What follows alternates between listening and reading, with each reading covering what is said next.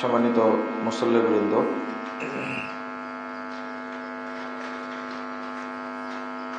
সালাতের উপকারিতা এই বিষয়টা নিয়ে আপনাদের সামনে খুতবায় আলোচনা করব ইনশাআল্লাহ। ওয়া মা তাওফীকি ইল্লা বিল্লাহ, আলাইহি তাওয়াক্কালতু ওয়া ইলাইহি উনীব।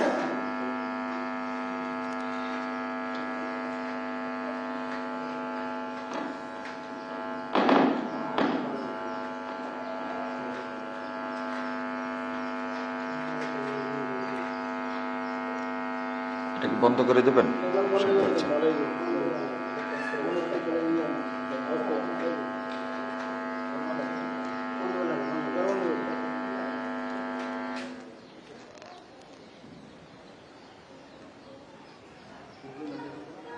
সালাত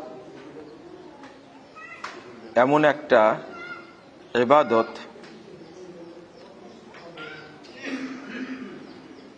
যদি কোনো ব্যক্তি সালাতটা সঠিকভাবে আদায় করে এবং সেটা যদি আল্লাহর কাছে কবুল হয়, তার জন্য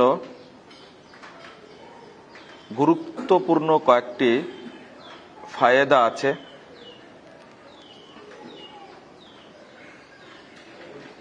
আল্লাহ রাব্বুল আলামিন বলছেন, ওয়া আকিমিস সালাহ, আপনি সালাত আদায় করুন।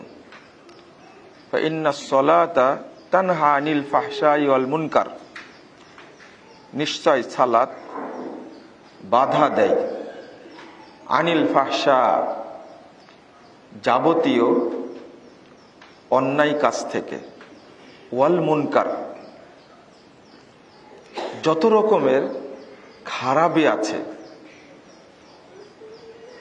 নোংরা কাজ আছে। মুসল্লি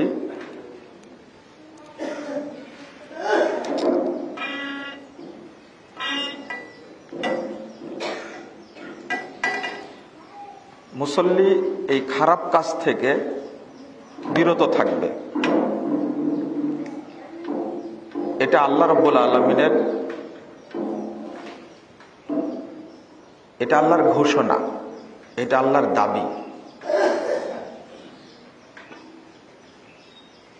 আল্লাহ রাব্বুল আলামিন যেটা বোঝাতে চাইলেন সেটা হলো, যিনি মুসল্লি হবেন তিনি কোনো অশ্লীল, ফাহেসা, নোংরা, খারাপ কাজ করবে না।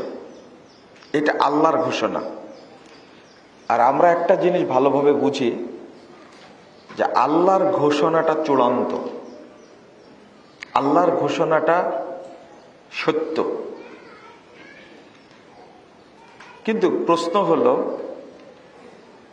তাহলে এত মুসল্লি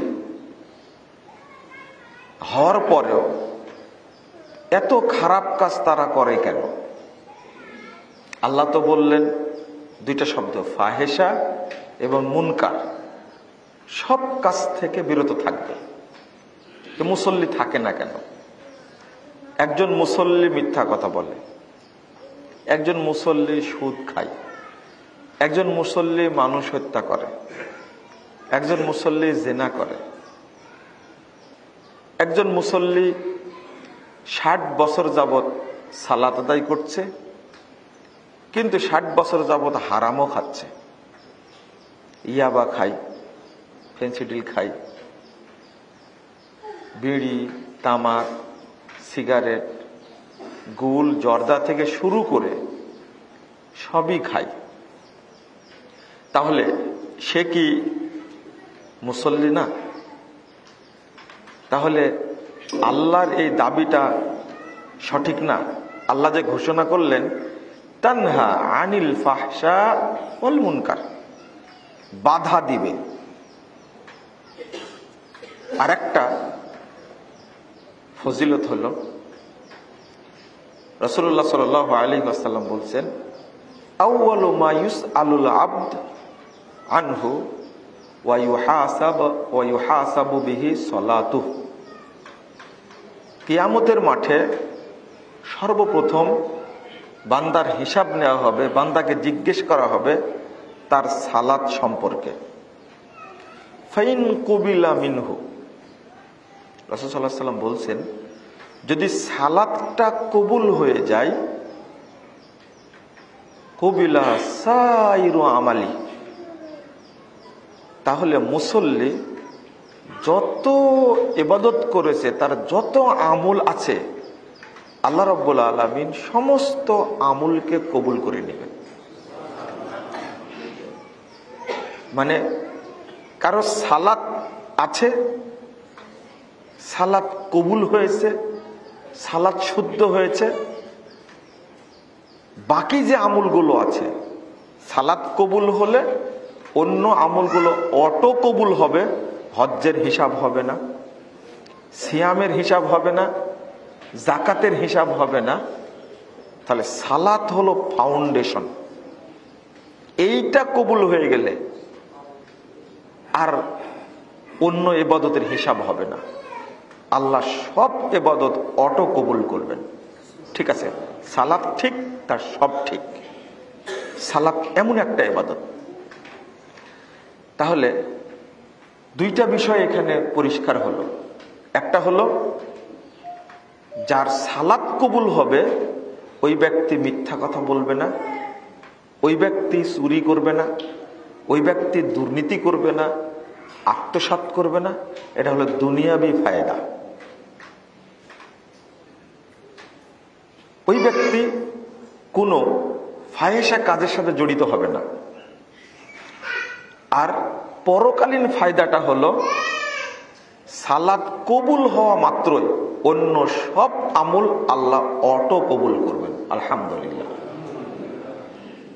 এখন আমরা এই দুইটা জিনিস এর সাথে আরেকটা জিনিস যুক্ত হবে, সেটা হলো দুনিয়াতে ওই ব্যক্তি সালাত কবুল হওয়ার কারণে সে অন্য সব রহমত পাবে। শুধু মিথ্যা কথা বর্জন করবে, পাপ বর্জন করবে এটা না, আল্লাহর পক্ষ থেকে স্পেশাল রহমত পাবে, আল্লাহর পক্ষ থেকে স্পেশাল রুজি পাবে, আল্লাহর পক্ষ থেকে বিশেষ সাকিনা যেটা, সেইটা মুসল্লি পাবে। এখন প্রশ্ন হলো যে আমরা পাই না কেন, তার কারণটা কি? আমি এখানে তিনটা কারণ উল্লেখ করব। এক নম্বর কারণ হলো সালাত পড়ে কিন্তু তার আকীদা ঠিক নাই, আকীদা ঠিক নাই। দুই নম্বর, সালাত পড়ে কিন্তু সালাতের পদ্ধতি ঠিক নাই। আর লাস্ট কথা হলো পদ্ধতিও ঠিক আছে, সালাত বুঝেও পড়ে, কিন্তু আকীদাও ঠিক আছে, কিন্তু রুজিটা তার হারাম, রুজি হারাম। এই জন্য প্রথমত তার সালাতটা বাতিল হয়ে যায়। দুই নম্বর, অথবা তার সালাতটার নেকি হয় না। এক নম্বর হয় সালাত বাতিল হয়ে যায়, পড়ে লাভ নাই। আর দুই নম্বর হলো সালাত পড়ে কিন্তু সালাতের কোনো নেকি হয় না। বাতিল হয়ে যায় বলতে বুঝালাম কবুল হয় না। এই কারণগুলো যতক্ষণ আমি আপনি না বুঝবো ততক্ষণ সালাত দ্বারা আমরা উপকৃত হতে পারবো না। আমি সালাতের কথা বেশি বলি, তার কারণ হলো এইটা। যদি কোনো ব্যক্তির সালাত ঠিক হয়ে যায়, তাহলে যে মানুষ হত্যা করছে, ও যে মদ খাচ্ছে, সন্ত্রাসী কার্যক্রম চালাচ্ছে, দুর্নীতি করছে। আজকে বাংলাদেশের এক নম্বর সমস্যা হলো দুর্নীতি এবং মাদকতা, তাহলে তো অটো তো দূর হয়ে যাবে। মুসল্লির সালাত যদি ঠিক হয়, একজন ব্যক্তি সচিবালয়ে চাকরি করে, বেশ দাঁড়িয়ে আছে, মাথায় টুপি আছে, কিন্তু ওই ব্যক্তি একটা কলমের খোঁচায় লক্ষ লক্ষ টাকা দুর্নীতি করছে। একজন সচিব, সে নামাজ পড়ার পরেও এই দেশ থেকে 5,000 কোটি টাকা পাচার করেছে। তাহলে নামাজটা কি? নামাজটা হলো সাইনবোর্ড, টুপিটা তার সাইনবোর্ড, দাড়িটা তার সাইনবোর্ড। এটা একজন মিথ্যুক, এর অন্তরে কি নাই? এর অন্তরে ঈমান নাই। ইমাম ইবনে তাইমিয়া রাহিমাহুল্লাহ তিনি বলছেন যে একজন লোক নামাজ পড়ে না, কিন্তু সে এটা মানে যে নামাজ তার উপরে ফরজ এবং পড়াটা আবশ্যক, পড়া উচিত, কিন্তু কি পড়ে না। এই লোকটার হুকুম কি? এই লোকটা সম্পর্কে কি বলবো? তিনি বলছেন ফাহুয়া কাযিবুন লা ঈমানা ফি কলবিহি, ও মিথ্যুক, তার অন্তরে ঈমান নাই। এই লোকটিকে আপনি মুসলিম বলবেন কি করে? তিনি বলছেন ওয়ায়াকুনু মা যালিকা মুমিনান ফিল বাতিন কত, এর পরেও কি তাকে মনে করা যাবে যে গোপনে গোপনে সে মুমিন আছে? লা ইয়াকুনু ইল্লা কাফিরা, এ কাফের ছাড়া কিছু না, ও কাফের। আমি যে ভাষাটা বুঝাতে চাইলাম, সাইনবোর্ড সবকিছুই আছে, কিন্তু ওই লোকটা কলমের খোসা দিয়ে কি খাচ্ছে? ঘুষ খাচ্ছে। 60 বছর যাবত সুদ খাচ্ছে। আমার আপনার কি মনে হবে ওই লোকটির অন্তরে ঈমান আছে? ও তো মিথ্যুক, মিথ্যুক এবং মুনাফেক। মুনাফেক মানে কেন বললাম? একটা হাদিস আসছে এই বুখারীর মধ্যে, 6308 নম্বর হাদিস। মুমিনকে, আম্মাল মুমিন ইয়ারা যুনুবাহু কান্নাহু কায়িদুন তাহতা জাবালিন ইয়াখাফু আন ইয়াকা আলাইহি। মুমিন ওই ব্যক্তি যে ব্যক্তি পাপকে ভয় করে, যে পাপটা পাহাড়ের মতো আমার মাথার উপরে আছে, পাহাড়টা ভয় করে, যে কোনো সময় হয়তো বা পাহাড়টা আমার উপরে পড়ে যাবে এবং আল্লাহ আমাকে ধ্বংস করে দিবেন। যে ব্যক্তি মুমিন সে পাপকে ভয় করে। ও আম্মাল ফাজের, আর যে ব্যক্তি মুনাফিক, পাপিষ্ট, মিথ্যুক, কে?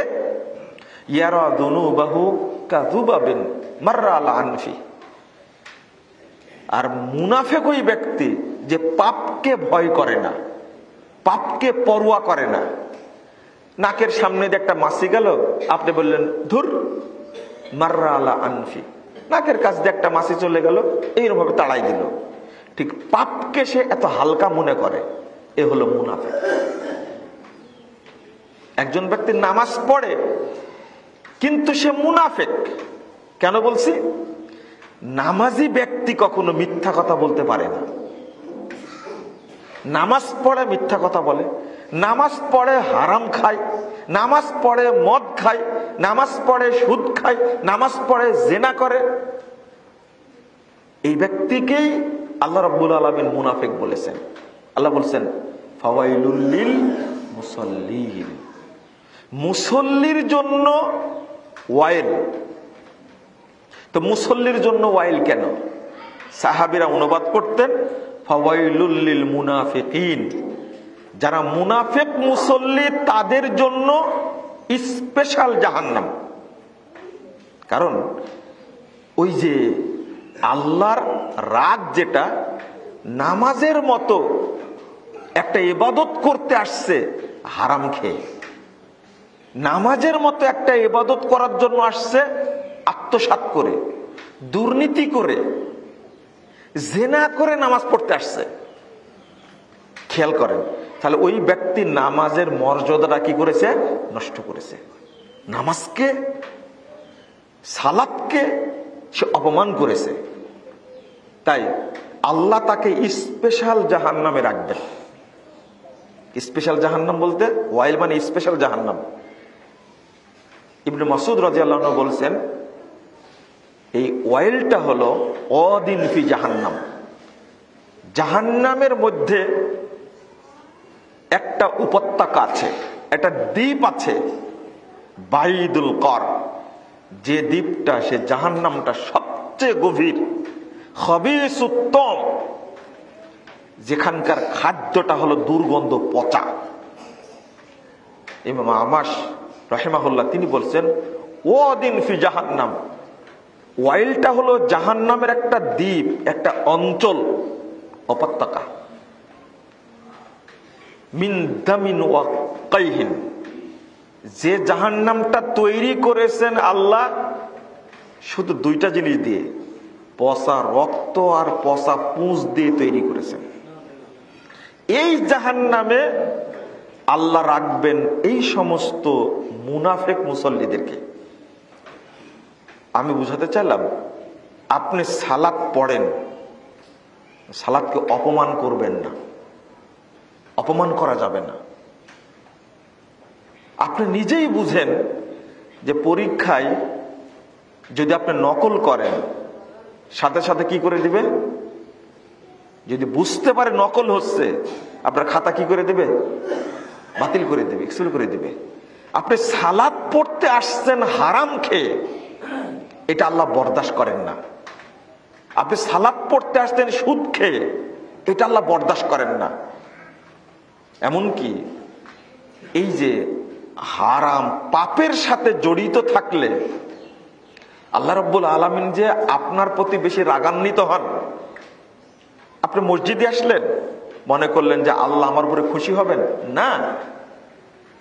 রাসূল সাল্লাল্লাহু আলাইহি ওয়াসাল্লাম বলছেন, আসহাবা বানি ইসরাইল বালাউনা কাহাতুন, বানি ইসরাইলদের সময়ে দুর্ভিক্ষ এসেছিল, বিশাল দুর্ভিক্ষ এসে মানুষ টিকতে পারছিল না।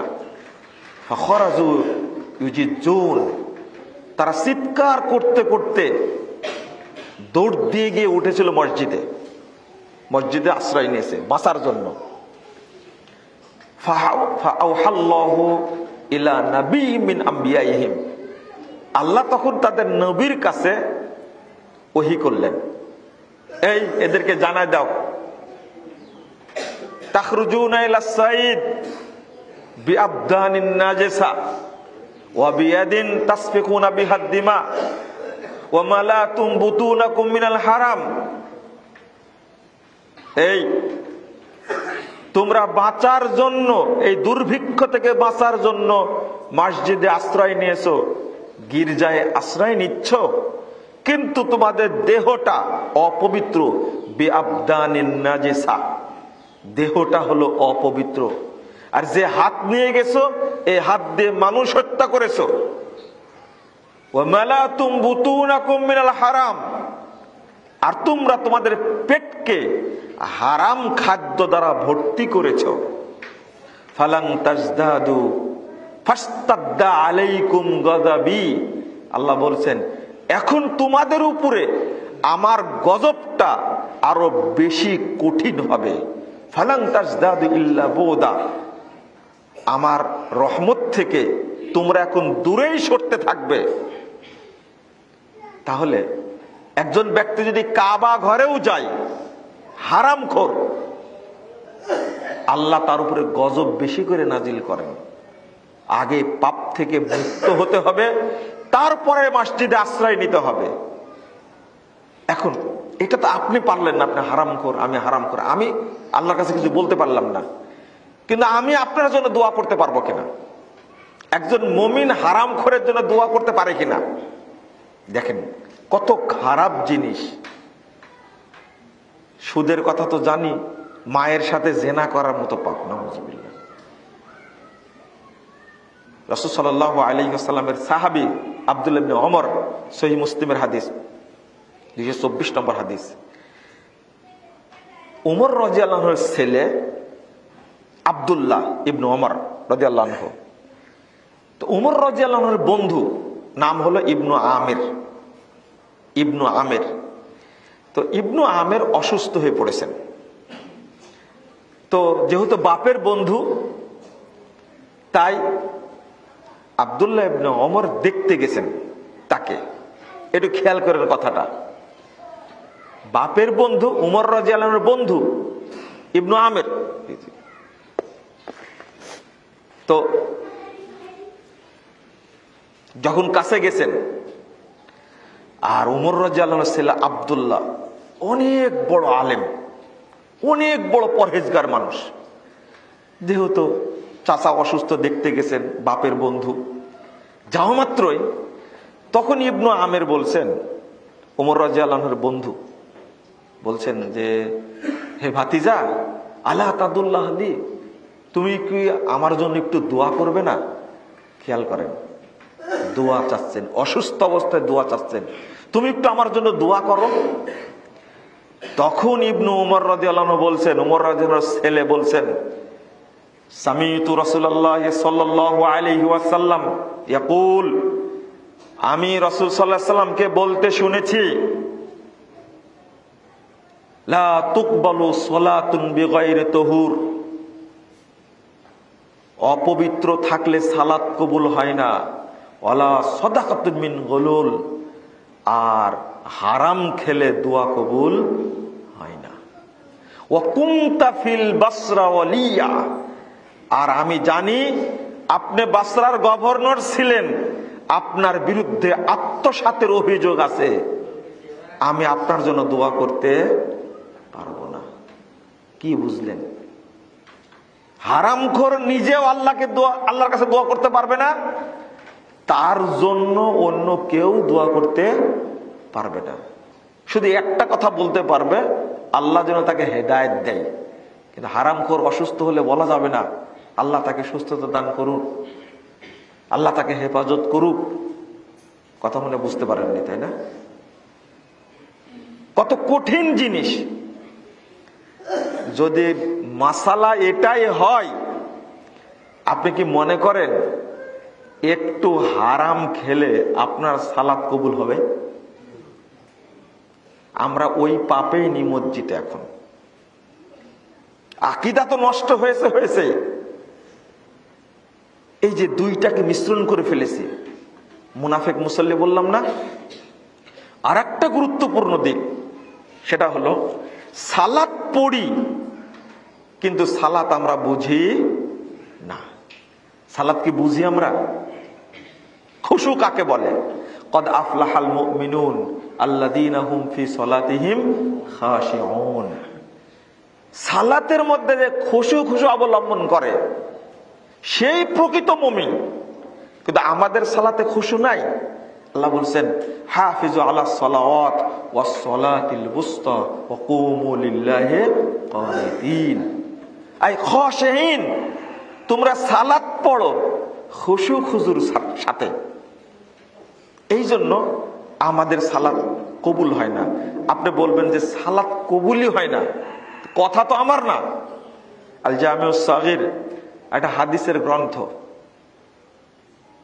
3 নম্বর খণ্ডের 236 পৃষ্ঠা একটা হাদিস নিয়ে আসছেন। আলবানী রাহিমাহুল্লাহ সহিহ বলছেন হাদিসটাকে। রাসূল সাল্লাল্লাহু আলাইহি ওয়াসাল্লাম বলছেন, ইন্নার রাজুলা লা ইউসাল্লি 60 সানা। আমার উম্মতের কোন ব্যক্তি সালাত পড়বে 60 বছর যাবত। কত বছর? 60 বছর যাবত সালাত আদায় করবে।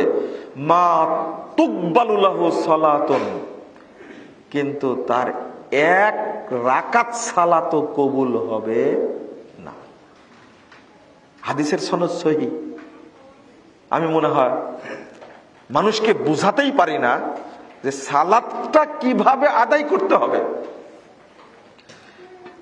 ইন্নার রাজুল লা ইউসাল্লি 60 সানা, 60 বছর যাবত সালাত পড়বে, মা তুকবালু লাহু সালাতুন, তার সালাত কবুল করা হবে না।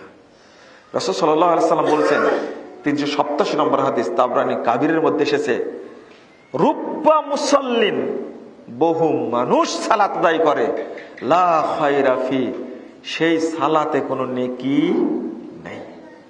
তাহলে একটা হলো সালাত কবুলই করবেন না, আর আরেকটা হলো সেই সালাতে কোনো নেকি নাই। ওমর রাদিয়াল্লাহু আনহু বলছেন যে রুব্বা মুসাল্লিন লা খলাকা লাহু ইনদাল্লাহি আযজা ওয়া জাল, বহু মুসল্লি সালাত পড়ে কিন্তু আল্লাহর কাছে তার কোনো নেকি নেই। খালিদ বিন ওয়ালিদ বলছেন, রুব্বা মুসাল্লিন ইয়াকুলু বিলিসানিহি ওয়া লাইসা ফি কলবিহি, বহু মুসল্লি সালাত পড়ে, মুখ দিয়ে যা বলে অন্তর সেটা নেই। একে কি বলবে? মুনাফিক বলবেন। এটা মুখ দিয়ে বলছে কিন্তু কিসে নাই? অন্তরে নাই। তাহলে আমাদের সালাত কি কবুল হয়? আর একটা হাদিস, এই যুগের মুসল্লিদের সালাত কবুল হতো প্রশ্ন আসে না। আমরা যেগুলো করি, ইয়াতি আলা নাসে জামান, মানুষের সামনে একটা যুগ আসবে, একটা সময় আসবে, ইয়াসতামিউন ওয়া ইয়াসাল্লুনা ফিল মাসাজিদ। এবার একটু চিন্তা করেন হাদিসটা, দলে দলে মানুষ মসজিদে যাবে, সালাত আদায় করবে, প্রত্যেকটা মসজিদ মুসল্লি দ্বারা ভর্তি থাকবে, ওয়ালাইসা ফীহিম মুমিন, কিন্তু কোন মসজিদে একজন ঈমানদার পাওয়া যাবে না। মানে সব মসজিদে মুসল্লি আছে কিন্তু কি নাই? ঈমানদার নাই। এবার আপনি বলেন তো, ঈমান ছাড়া কি সালাত বা কোনো ইবাদত কবুল হবে? কবুল হবে না। তাহলে মুসল্লি আছে কিন্তু ঈমানদার নাই। কি? অধিকাংশ মানুষই হয় মুশরিক, না হলে কাফের, না হলে কি মুনাফিক। হয় মুশরিক, না হলে কাফের, অথবা কি মুনাফিক। এইটা হলো আমাদের মুসল্লিদের বাস্তবতা।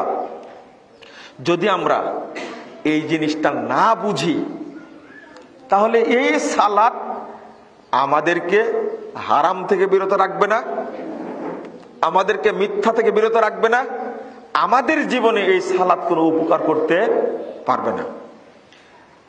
আল্লামা দেলাওয়ার হোসেন সাঈদী রাহিমাহুল্লাহ, তিনি জেলখানায় আমাকে বলেছিলেন একটা কথা, যে তোমার বইয়ের ভূমিকা পড়তে গিয়ে একটা জিনিস মাথায় আসছে। দেখেন, আমি লিখছি কিন্তু আমারই স্মরণ নাই। তিনি বলছেন, একটা কথা আমার খুব ভালো লাগছে, যে নামাজ দুনিয়াতে মুসল্লির উপকার করবে না, ওই নামাজ কিয়ামতের মাঠে মুসল্লির কোনো কাজে আসবে না।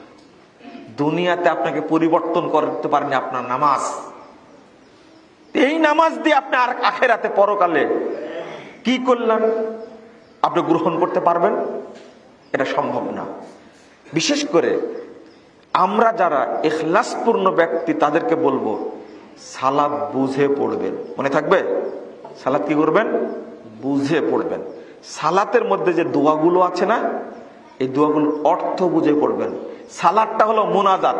সালাতটা কি? মুনাজাত। সালাত হলো বান্দার মুনাজাত করা শ্রেষ্ঠ ইবাদত, শ্রেষ্ঠ জায়গা। তো মুনাজাত কি মানুষ না বুঝে করে?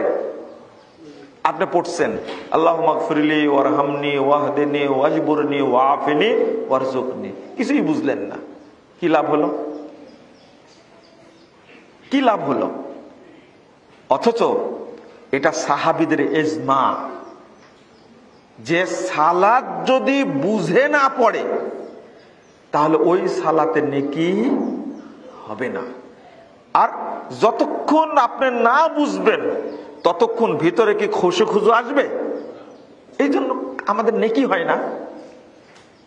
কত ইমাম ইবনে তাইমিয়া রাহিমাহুল্লাহ বলছেন, মা মানা আল ফাহমা ওয়া শুহুদ আল কলব, যে ব্যক্তির সালাত বুঝে না এবং অন্তরকে সালাতের মধ্যে রাখতে পারে না, বিহাইসু ইয়াসিরুর রাজুলু গাফিলান, যে গাফেল হয়ে সালাত পড়েন, ফালা রাইবা, আন্নাহু ইয়ামনাউস সাওয়াব, কোনো সন্দেহ নাই এই নামাজের নেকি হবে না, নেকি হবে না। বুঝে সালাতটা আদায় করতে হবে। ইবনে আব্বাস রাদিয়াল্লাহু আনহু বলছেন যে লাইসা লাকা মিন সলাতিক ইল্লা মা আকালতা মিনহা। ইবনে আব্বাস রাদিয়াল্লাহু আনহু বলছেন, তুমি তোমার সালাতের ততটুকুই পাবে যতটুকু তুমি বুঝে পড়বে। সুফিয়ান সাউরি রাহিমাহুল্লাহ তিনি বলছেন, ইন্নামা ইউক্তাবু লির-রাজুল মিন সলাতিহি মা আকালা মিনহা। সালাত যতটুকু বুঝে পড়বে ততটুকু নেকি হবে। আর ইমাম ইবনে কাইয়িম রাহিমাহুল্লাহ তিনি বলছেন যে ওয়াহাদা বিল ইজমাইস সালাফ, বিজমাইস সালাফ, এটা সালাফদের ইজমা, আন্নাহু লাইসা লিল আবদি মিন সলাতি ইল্লা মা আকালা মিনহা ওয়া হাযারাহু বিকলবিহি। যতটুকু সে বুঝবে ততটুকু নেকি হবে, এবং অন্তরকে যতটুকু সালাতের মধ্যে হাজির রাখবে ততটুকু নেকি হবে। তো শেষ কারণটা আপনাদের বলতে চাইলাম, সেটা হলো সালাত আপনি বুঝে পড়বেন, ভিতরে খুশু খুজু আসবে, আর বুঝে পড়বেন না, খুশু খুজু আসবে না। ইমাম ইবনে উসাইমিন রাহিমাহুল্লাহ তিনি বলছেন, এই যুগের একজন বিখ্যাত ফকিহ, তিনি বলছেন ইয়াতাদাব্বারু মা করা ওয়া ইয়াতাআম্মালু মা ফাআলা। খুশু বলতে কি বুঝায়? যে সালাতের মধ্যে যা পড়ে সেটা গভীর ভাবে বুঝে। ওয়া ইয়াতাআম্মালু মা ফাআলা, সালাতের মধ্যে যা করে সেটা ভেবে করে, বুঝে করে। তো আমরা যা সালাতের মধ্যে পড়ি, যেমন আমি সেজদায় পড়ছি আল্লাহুম্মা গফিরলি যামবি কুল্লাহ দিক্কাহু ওয়া জিল্লাহু ওয়া আউওয়ালাহু ওয়া আখিরাহু ওয়া আলানিয়াতাহু ওয়া সিররাহু, আমি কি বুঝি জিনিসটা কি বললাম? আল্লাহুম্মা বাঈদ বাইনি ওয়া বাইনা খাতায়া কামা বা'আদতা বাইনাল মাশরিকি ওয়াল মাগরিব পড়ি, আমি কি বুঝি কতটুকু পড়লাম, কি বলছি আল্লাহকে? আচ্ছা, মুনাজাতটা কি না বুঝে করা যায়? বুঝলেন না মনে হয় কথাটা? মুনাজাত কি আল্লাহর কাছে না বুঝে করেন কখনো? না। সালাতটা তো মুনাজাত, আপনি বুঝেই করতে হবে। হ্যাঁ, আপনি যদি সালাতের বাহিরে কোরআন তেলাওয়াত করেন, বুঝেন না, কোরআন তেলাওয়াতের অর্থ বুঝেন না, আপনার নেকি হবে প্রতিটা অক্ষরে, নেকি হবে। অর্থ না বুঝলেও নেকি হবে, কারণ আলিফ লাম মিমের অর্থ কেউ জানে না, কিন্তু রাসূল সাল্লাল্লাহু আলাইহি ওয়াসাল্লাম বলছে এটা পড়লেও 30 নেকি হবে, এটা পড়লেও 30 নেকি হবে। কিন্তু সালাতের মধ্যের জন্য এটা হলো ইজমা, ইজমাউল উম্মাহ, ইজমাউস সালাফ, সাহাবী, তাবেঈ, তাবে তাবেঈ, তারা সবাই একমত যে সালাত বুঝে পড়লে নেকি হবে, আর বুঝে না পড়লে নেকি হবে না। আর আপনি সব বুঝেন, কিন্তু কি বুঝেন না? শুধু নামাজটা বুঝেন না। আপনি ব্যবসা বুঝেন, আপনি একজন প্রফেসর, আপনি একজন সচিব, আপনি একজন বিসিএস ক্যাডার, সব বুঝেন, কিন্তু সালাতের ক্ষেত্রে এসে বলেন কি ইমামের উপরে দিয়ে ভর বিসমিল্লাহ আল্লাহু আকবার, তাই না? সবচেয়ে বড় গাফেল সালাতের ক্ষেত্রে আপনি না। তাহলে আপনার নেকি কবুল হবে কি করে? বিসিএস পরীক্ষার জন্য কত প্রস্তুতি নিচ্ছেন, কিন্তু বিসিএস সার্টিফিকেট দিয়ে কি জান্নাতে যাওয়া যাবে? আপনি প্রফেসর, এই প্রফেসরশিপ নিয়ে এটা দেখায় কি জান্নাতে যেতে পারবেন? আমি মনে হয় বুঝাতে পারছি না আপনাদেরকে। আপনি একজন ডাক্তার, ইঞ্জিনিয়ার, এই সার্টিফিকেট দিয়ে জান্নাতে যাওয়া যাবে না। জান্নাতে যাওয়ার জন্য, কিয়ামতে মাঠের জন্য প্রথম সার্টিফিকেট লাগবে কিসের? নামাজের, সালাতের। এটাই হলো অ্যাডমিট কার্ড। এটা যদি থাকে অন্য আমলগুলো কি হবে? কবুল হবে। বন্ধুরা, আমি শেষ করব এখানে। শেষে দুইটা কথা। একটা হলো যারা আমরা নামাজ পড়ি না, এমনকি এক ওয়াক্তও পড়ি না, তাদের কি হবে, তাই না? এক নম্বর, যারা সালাত পড়ে না তারা মুসলিম না, তারা কাফের। কি তারা? কাফের। এক নম্বর, তাদেরকে অমুসলিম বলা যাবে না, সরাসরি কাফেরই বলতে হবে। যারা নামাজ পড়ে না তারা কি? কাফের। এক নম্বর। এমনকি স্পষ্ট কথা, এক ওয়াক্তের সালাত ইচ্ছা করে কেউ যদি অন্য ওয়াক্তে চলে যায়, কাফের। আব্দুল্লাহ ইবনে মুবারক রাহিমাহুল্লাহ বলছেন, মান তারাকাস সালাতা মুতাআম্মিদান মিন গায়রি উযরিন হাত্তা আদখালা ওয়াক্তান ফি ওয়াক্তিন ফাহুয়া কাফির। লা হাওলা ওয়ালা কুওয়াতা। ইচ্ছা করে সালাত পড়লো না, জোহর পার হয়ে টাইম হয়ে গেছে কিসের? আসর। ইচ্ছা করে পড়েনি, এক ওয়াক্ত সালাত ইচ্ছা করে পড়েনি, সে কাফের। একজন তাবেঈ রাসূল সাল্লাল্লাহু আলাইহি ওয়াসাল্লাম বলেছেন, লা তাতরুকু সালাতা মুতাআম্মিদিন ফাইন্নাহু মান তারাকাস সালাতা মুতাআম্মিদান ফাকাদ খরাজা মিনাল মিল্লাহ। যে ব্যক্তি এক ওয়াক্ত সালাত ছেড়ে দিল, পড়লো না, ওই ব্যক্তি ইসলাম থেকে বেরিয়ে গেল। নাউযুবিল্লাহ। এই ব্যক্তির জানাজা হবে না। জানাজাটা পরে এই যে ব্যক্তি নামাজ পড়ে না, যারা সারা বছর পড়ে না, শুধু রমাদানে পড়ে, তারা কি মুসলিম মনে করেন? তারা কিন্তু বেহুদ্দা কাফের। যারা শুধু দুই জুমা পড়ে, কি জুমা পড়ে, দুই ঈদ পড়ে, জুমা পড়ে, তারা কি মুসলিম না কাফের? কাফের। এটা অন্তত মনে রাখবেন, এটা কাফের মাসালা, কিন্তু এটাই শক্ত মাসালা। আর কোনো ইখতিলাফ নাই যে মাসালা, সেটা হলো যে নামাজ পড়ে না তাকে হত্যা করতে হবে। যে নামাজ পড়ে না তাকে কি করতে হবে, এই মাসালায় কোনো ইখতিলাফ নাই। ভালো করে শোনেন, হত্যার পরে জানাজা হবে কি হবে না ইখতিলাফ আছে, কিন্তু তাকে হত্যা করতে হবে এই ব্যাপারে কোনো ইখতিলাফ নাই। এটা হলো সালাতের মাসালা। ওকে গোসল করানো যাবে না, ওর জন্য মুসলিমদের গোরস্থানে দাফন করানো যাবে না, তারপরে না জানাজা, তাই না? তাহলে ওকে দাফন করাবেন কোথায়? গোসল ছাড়াই, কাফন ছাড়াই, ওই দূরে মাঠে কোথাও কোনো জায়গায় দাফন করতে হবে, যেন কবরের চিহ্ন না থাকে। কারণ কবরের চিহ্ন থাকলে ওই যে নুরুল আলম সাহেব যে বলবে, আসসালামু আলা আহলিদ দিয়ারে মিনাল মুমিনিন ওয়াল মুসলিমিন ইয়ারহামুল্লাহুল মুস্তাকদিমিনা মিন্না ওয়াল মুস্তাখিরিন নাসআলুল্লাহু লানা ওয়া লাকুমুল আফিয়া। ও তো মুসলিমও না, মুমিনও না, ওর জন্য দোয়া করা যাবে না, ও কাফের। এই জন্য কবরের চিহ্ন রাখা যাবে না, একবার পুঁতে দিতে হবে। এটা হলো মাসালা। আপনারা বোঝার চেষ্টা করবেন, সালাতটা পড়বেন। আল্লাহ যেন আমাদেরকে বোঝার তৌফিক দান করেন। একটা দোয়া পড়বেন বেশি বেশি, রব্বি জাল্লি মুকিমাস সলাতি ওয়া মিন যুররিয়াতি রব্বানা ওয়া তাকাব্বাল দুআ। এই দোয়াটা বেশি বেশি পড়বেন, নিজেও মুসল্লি হবেন, পরিবারে কেউ বেনামাজি থাকবে না ইনশাআল্লাহ। আল্লাহ যেন আমাদেরকে মুসল্লি করে কবরে নেন, আমিন। আল্লাহ যেন আমাদেরকে 5 ওয়াক্ত সালাত আউয়াল ওয়াক্তে জামাতের সাথে পড়া তৌফিক দান করেন, আমিন। আল্লাহ যেন আমাদেরকে যাবতীয় পাপ থেকে দূরে রাখেন, আমিন। বারাকাল্লাহু ফিকুম ওয়া জাযাকুমুল্লাহু খাইরান।